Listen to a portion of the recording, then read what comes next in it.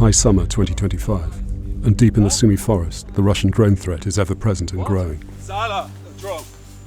Zala drone, overhead. We've been firing. Now we've got to go. From above, the treescape must look relatively peaceful. But at ground level, it's a maelstrom of noise.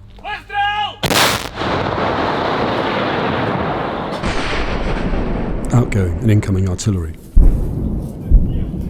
Ukrainian army vehicles rushing from position to position inside the kill zone. But most disturbing of all, the dystopian sound of an approaching drone.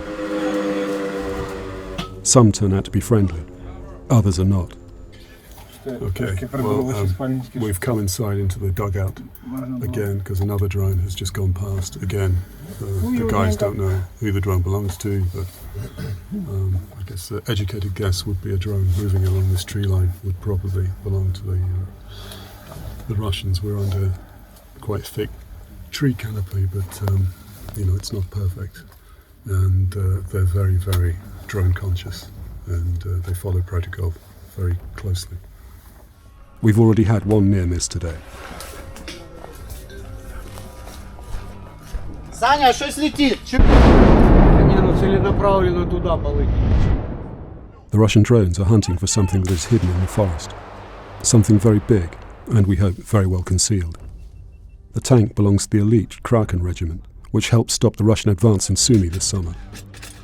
Since early this morning, its crew, led by a 50-year-old engineer with the call sign Mikolich, has been shelling Russian trenches on what is the nearest front line to the capital Kyiv. But with each round fired, the chances of the tank being spotted by the enemy increases, and once they find the tank, the Russians' unjammable fibre-optic kamikaze drones will be deployed. Thanks to what could be described as friendly fire, our 4x4 won't go unscathed either. This is what we saw. In part one of this film, we saw Mikolich and his colleagues score direct hits on a Russian-occupied target during their first fire mission of the day. Now, under the cover of the forest canopy, I chat to the crew before they prepare for the next fire mission. Could I ask do they know what kind of target they were firing against just now? Ну, есть примерно. В планшете. Да, в планшете. В планшете. Цель была, больше всего, что пехота, Потому что техника уже давно на езде. Сейчас идет артиллерийская игра и заход пехоты, кто, по живой силе противника. So this is kind of harassing fire on the Russian line. Это конкретно, там идет со стороны Росії, наступ. Це якась по якійсь малій піхотній групі працювали. Да, они сейчас малыми группами, выдвигаются. Вы что? Либо шутит. Заебись. Кто-то не дошел. Да. Или не доехали, или вы не дошли. Ехали в плане, что там пикапчики.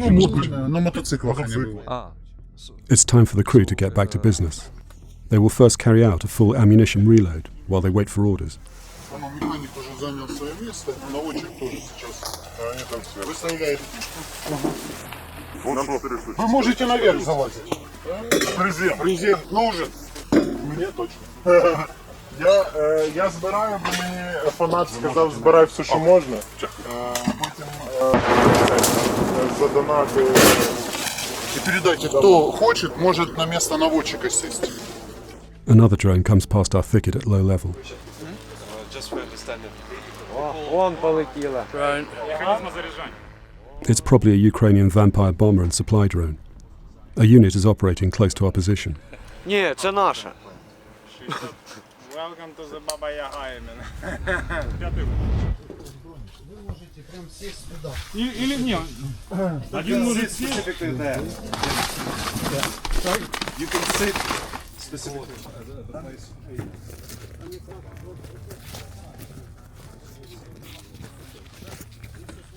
Fuse caps are being screwed in place. The crew begin to reload. Mikolich climbs into the turret. Now it's my turn. Richard. Oh, sorry.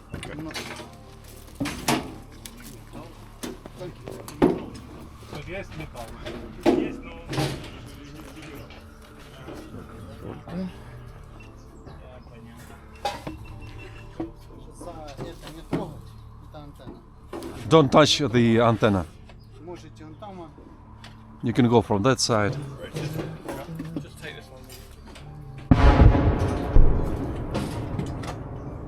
Inside the bowels of the T-80, reloading begins.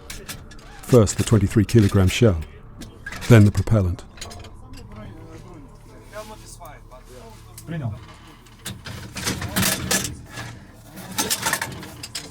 The T-80 can carry 28 such rounds inside the turret.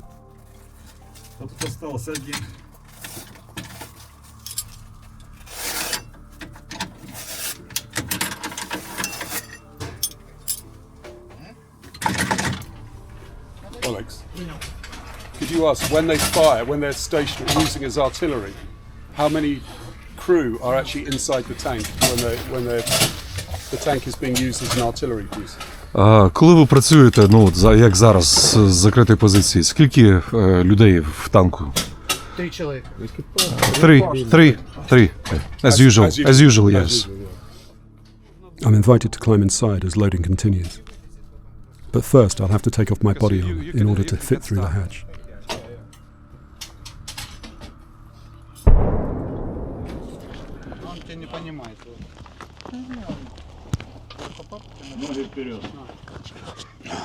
It's very snug.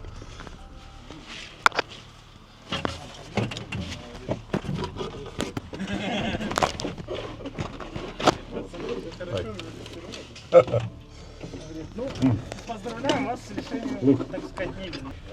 Да.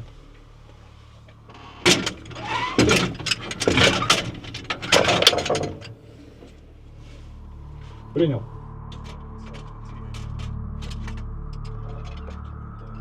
Well, I'm inside the Kraken T-80 export version. I'm sitting in the aimer's seat. We're in the turret. It is very snug, if not, very claustrophobic as well. I've got the gunner next to me. It's a 3-man crew, even if they're static, being used as artillery.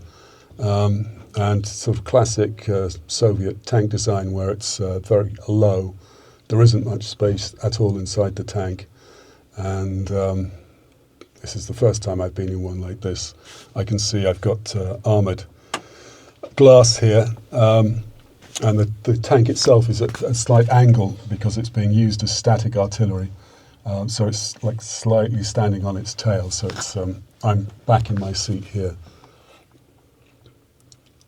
All I can see really is a little bit of sky and a lot of leaves, the camouflage, which is very necessary in this drone-rich environment. We heard a drone go over about 5 minutes ago. The guys don't know whether it was a Russian drone or a Ukrainian drone, but that's the situation on the battlefield all the way along the front line. The fire control system is explained to me, and the reload continues.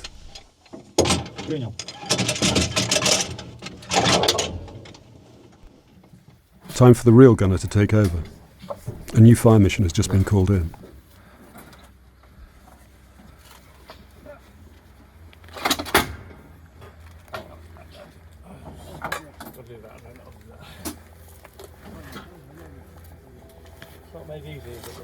It is, it's not for everybody.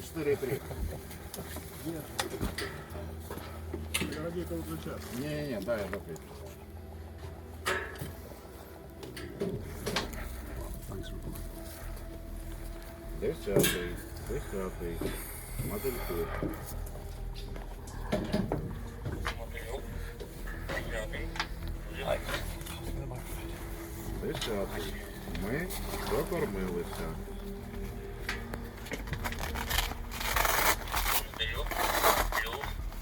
Did you like it? I liked experiencing it for 5 minutes. I would hate to be a tank man. It's very, very tight in there. As you can see, there was not enough room for me to wear body armour, and there's so much kit in there, and you can't move. Imagine how difficult it would be to escape if the tank was to catch fire.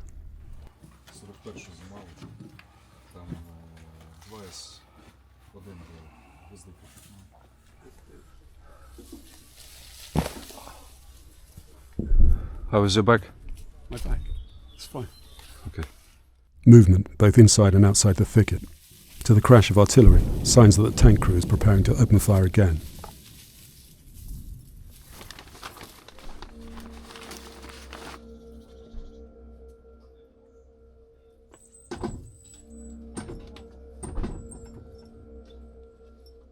The message has come through. Another fire mission is about to begin. We spent several hours just sitting around waiting after the early morning fire mission of 4 shells. Now the crew are back in the tank and they're about to open fire again.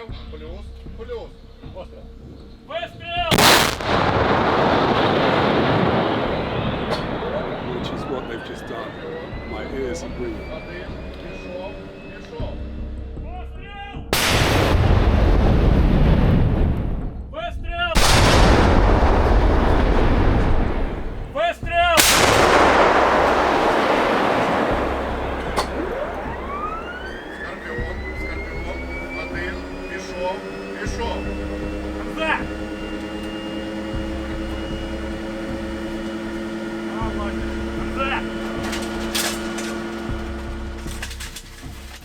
You can hear the clank and hum of the autoloader in action. A second shell is already in the breach and ready to go.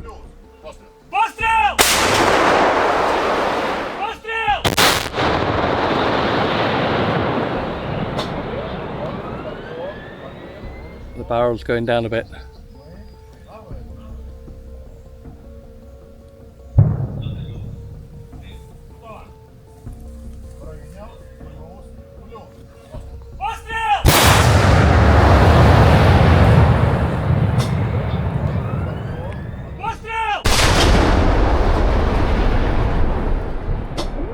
And little more than a minute later, a third shot. Barrel depressing.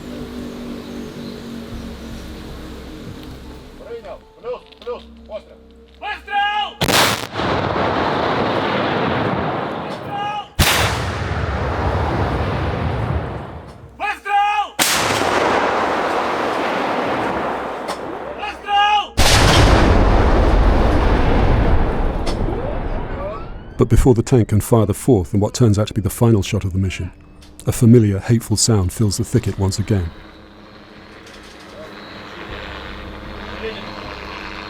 Richard, I'm pretty sure I can hear a drone. Yeah, I'm hoping it's a vampire. It sounds quite large. But I mean, they've fired.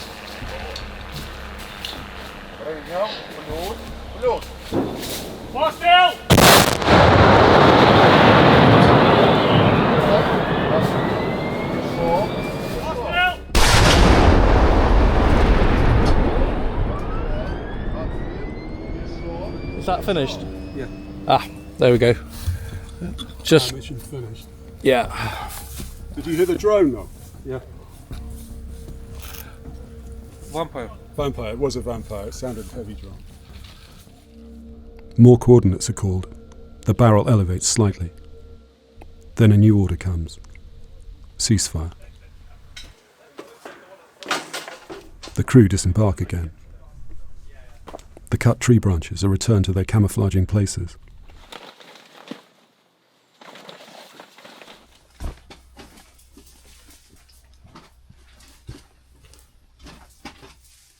But other units are still on missions. A vampire drone can be seen and heard flying from right to left across the front of the tank. Now, a necessary pause. The high-pitched sound you can hear is that of the tank's batteries being recharged between fire missions. It takes several noisy minutes when, for better or worse, most other sounds of the battlefield are drowned out. The backblast is like a strong gale blowing through the thicket. No Russian drone could be heard above this racket, so we retire to the relative safety of the tank crew's bunker. The tankers have not lost their sense of humour yet. This says, luxury apartments, 6-star resort and spa.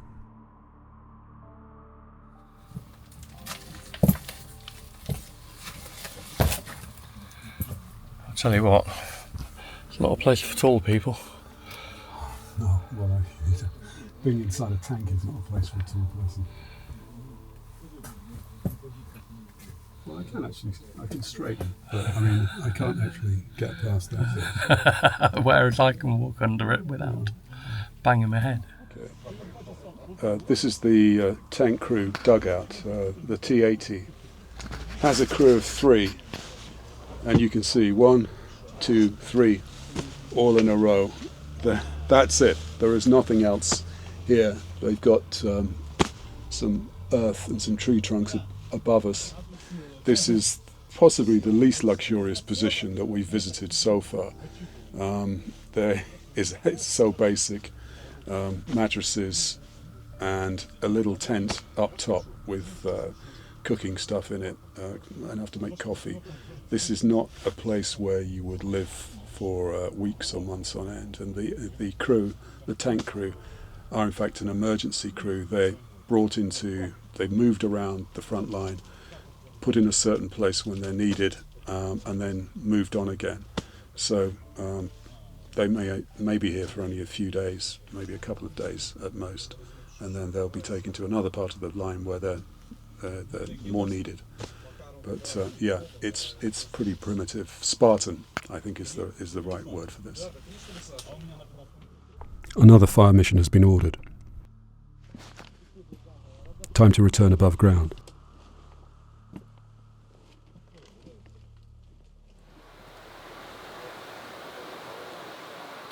The tank remains undetected, unlike others. And so the crew prepare to open fire again on the Russian front line.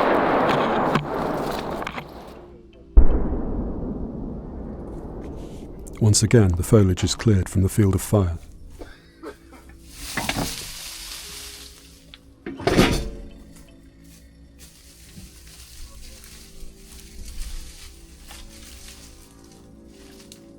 The T-80 is ready to work.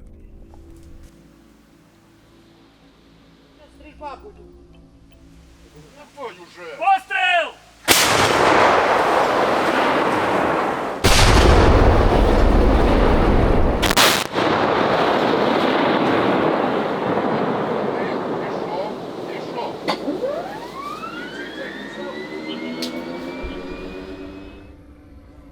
Is it an insect, or is it an approaching drone?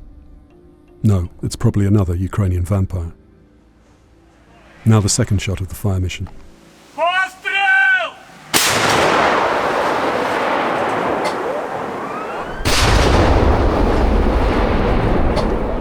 Постріл!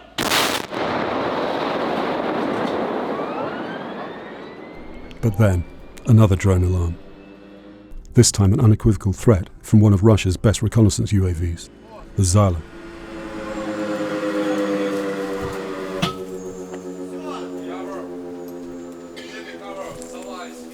Huh? What? Zala, the drone. Okay.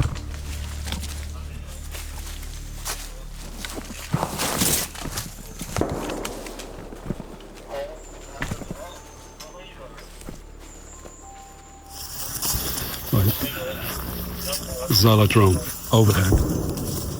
We've been firing, and we've got to go. В районе Зала. Укрепят. And so we wait for the Zala to pass. Are we clear or is the drone? Maybe drone.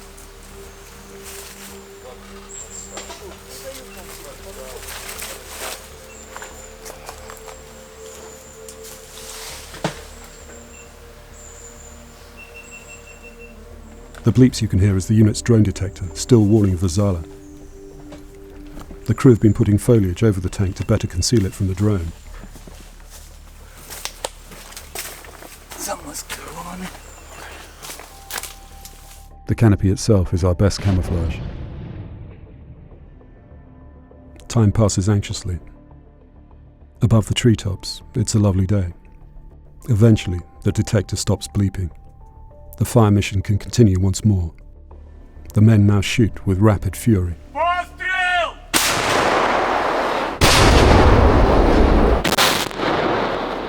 It's extremely loud.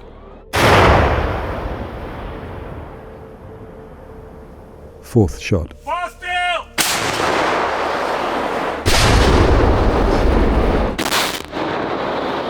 Fifth shot. That's 2 shots inside a minute. Постріл!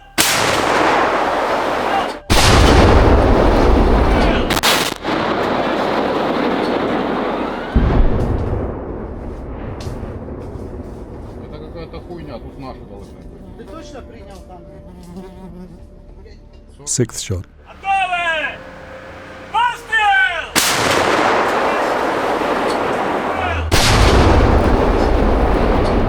Seventh shot.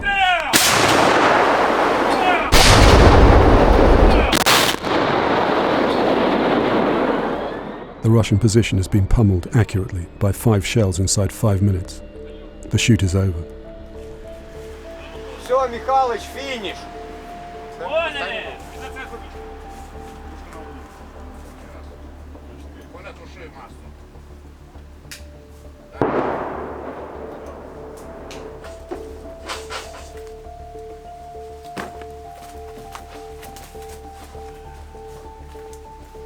The camouflage is replaced for the 3rd time today.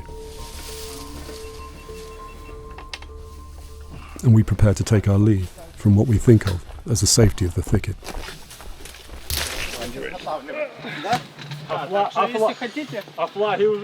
Mikulich and his comrades unfold their battle flag.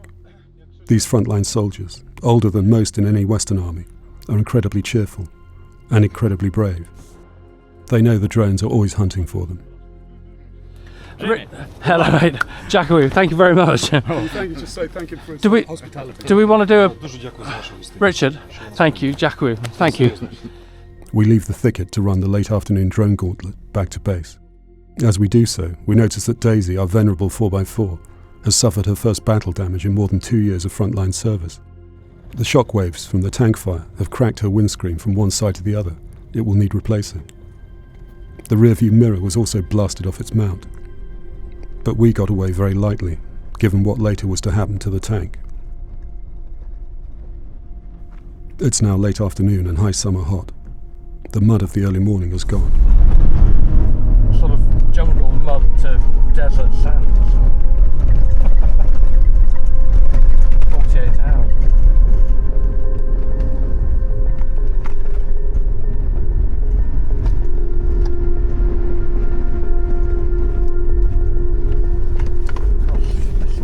And the Storks are there to welcome us back into the outer kill zone. They must be lucky after all.